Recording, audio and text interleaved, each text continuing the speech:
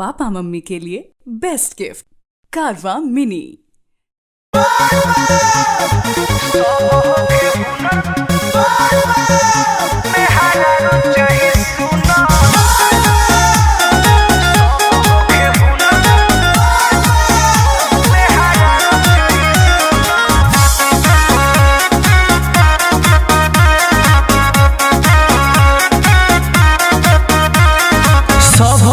हुनर में हरारू चाहे सुना,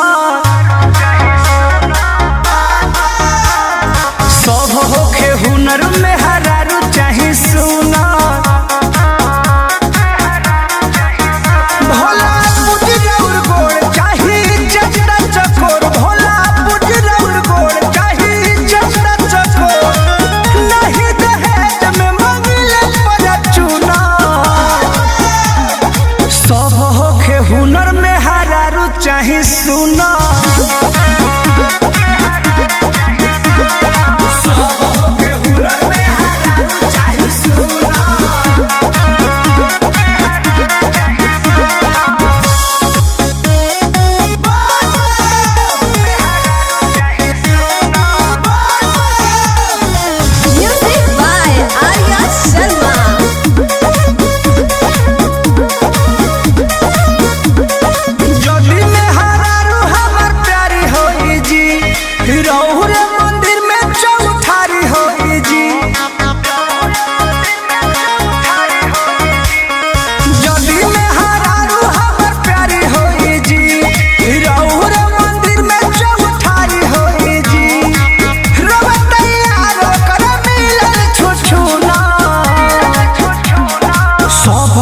हुनर में हरारू चाहे सुना,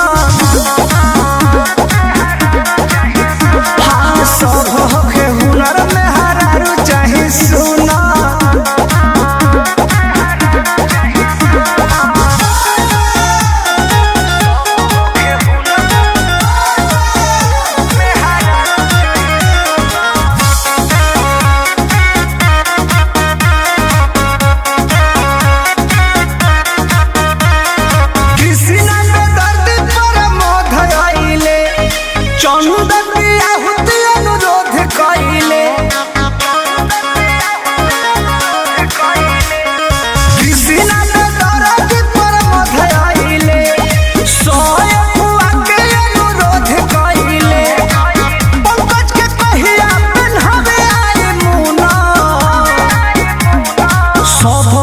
हुनर में हरारू चाहे सुना, सब होके हुनर में हरारू चाहे सुना।